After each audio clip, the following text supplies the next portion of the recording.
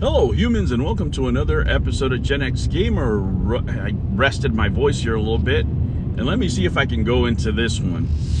So let me tell you, I've been playing Helldivers, and as I've been playing it, I've been having a lot of fun, guys. This is the closest experience that I've had to the old Halo parties back in the day, you know, to playing Halo Online, Halo 2, whenever I got a chance, right? But it really is a fun game. It's fun interacting with people, and it's just great fun. You know what I'm saying? I'm just having fun playing video games. That's what I'm doing now that I'm not making so many YouTube videos. That and tinkering around with the AI. But let's give something that I coined back in the day, positive hate to Microsoft, right? And what it really is, you know, constructive criticism. Right? But it has to be harsh. It has to be harsh with the level of incompetent game development that we're seeing by companies. And it's not because they lack education. It's not because they lack resources. It's because the structures of these companies themselves stifle creativity. When it comes to Helldivers, if you really think about it, every element that Helldivers has that makes it a great game, that makes it fun, exists in Microsoft. And to the shame of Microsoft, it existed back in the Xbox 360 days. They lost their identity, right? The bigger they got, the more influence the corporation of Microsoft got over the Xbox brand, the less creative the company has been. Although the company has created some good things, I'm not going to say that, you know, everything's bad, but, you know, among them, the Game Pass, right? Their online structure has been great. But the name of the game is the game. That is what Nintendo said so many years ago. And that is what they're missing. With franchises like Gears of War and Halo, Microsoft possesses all the tools necessary to make a game just as fun or even better than Helldivers 2. But here's a question: why didn't they do it?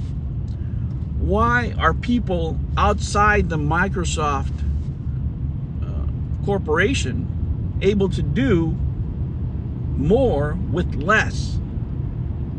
And it's because of the bureaucracy that these companies put themselves in by being so big and by having all these requirements.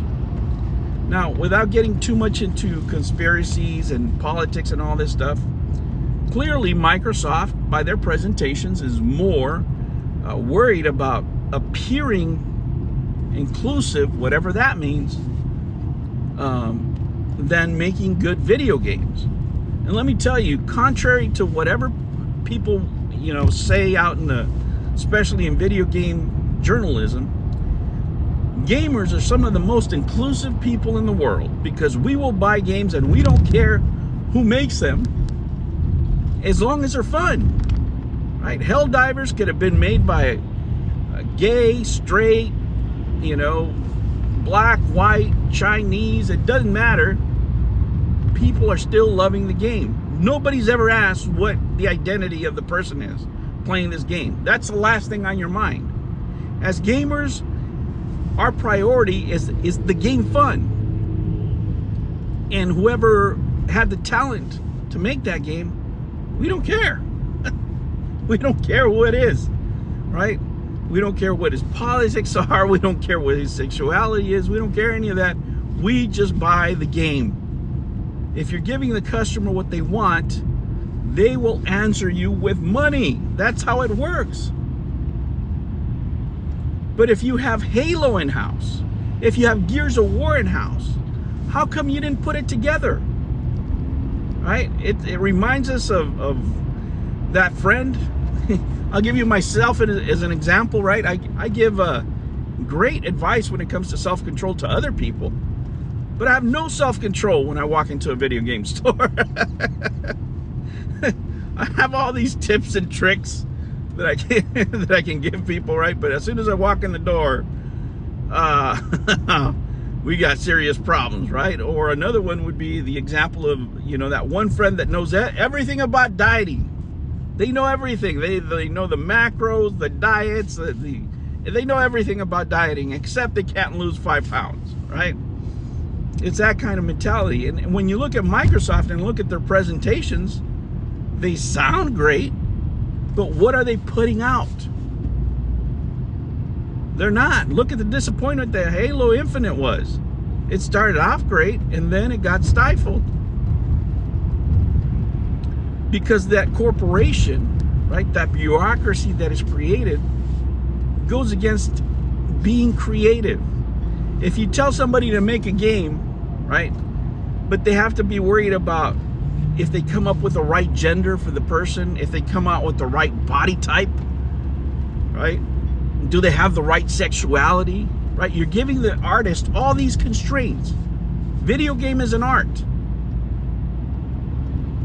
It's an art made by programmers, right? But the problem is you have the guys that don't program, right? The guys that just talk, the guys with social degrees, the guys with degrees in soft arts telling them what to do and constraining their creativity to make a game. And you can see it in the product, right? You can see it in the faces of the products that they're putting out. You can see it in the stories where you have to force things in that are not natural, right? If I had to write, for example, I'll give you a perfect example when things don't fit because they're not native to the creative person. If I had to make, I don't know, videos or talk about Barbie every day because that's what they paid me for, the content would be terrible because I don't know anything about Barbie or, you know, anything about underwater basket weaving. But if you told me that's the constraint that I have in order to be creative, then the product is going to be absolute crap because I don't know anything about that. I could try to educate myself on it, but it doesn't come from the heart. You're forcing me to talk about something I don't want. You're forcing these programmers to create games they don't want to create. You take their ideas and then you twist them into something else. If you come up with what you think is a great idea and somebody comes in that knows nothing about programming but thinks they know everything about the human condition and wants to interject whatever ideology they have, whether it's left, right, center, doesn't matter, into that process, well, the artist is no longer an artist. The artist becomes a laborer. And that's what you're seeing here. You're seeing games that are made by laborers, not artists. And that's why the games are so lackluster. When you look at games like Helldiver, right, you could tell that these people, whoever made this game, loved Halo, loved Gears of Wars, loved those type of games, and expressed it in the best way that they could. You could tell by the look of the game they had no constraints. They loved Starship Troopers. They loved Terminator. And that's what they inspired themselves in. If that game would have been developed at Microsoft, it would have been a much different game. It wouldn't have been as dark. You wouldn't have had, right? You would have had a lot more colorful palette, let's just say, right? Because that's what they're worried about. They're not worried about the game being fun. They're worried about how they look to the world through that lens of political ideology. And that's not what games are for. Games are meant to be played by customers that are telling you what they want. If Microsoft doesn't listen, they will always be number 3. And unfortunately, they're such a big company, guys, that I don't think that's going to change anytime soon. And that is the sad part. This company had it all. Had it all with a 360. They got it. They absolutely got it. But once the artists, once the people with the ideas were less influential in the company, and the corporation of Microsoft started becoming more influential, the whole experience changed. and you can tell it did so. Once the bean counters got in there, once they thought they could be a multimedia everything platform, they got rid of that ideology, but not the bureaucracy that killed creativity, which still exists today. It still exists today. And that's what's bogging down Microsoft. Artists are not allowed to be artists.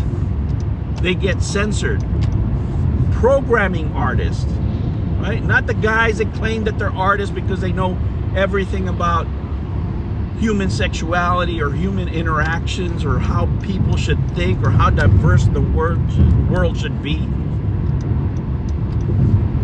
It's not them. Those degrees don't help make people games, right? Those degrees are soft degrees for a reason. They're not in the hard sciences.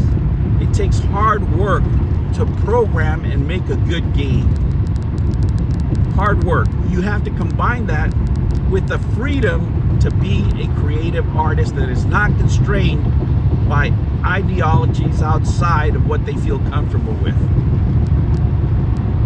Most programmers, most people are good, right? Most artists are good. It doesn't matter if they're gay, straight, you know, it doesn't matter what the race. Just let them create whatever it is that they want to create without inserting the bureaucracy and ideology that's just filled these companies now for a few years, and you'll get a better product.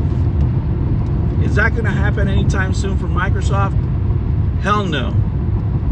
But I wish they'd listen, because if they don't, there's going to be a lot more Helldivers out there eating their lunch. All right, humans, I'll catch you on the next one. Take care.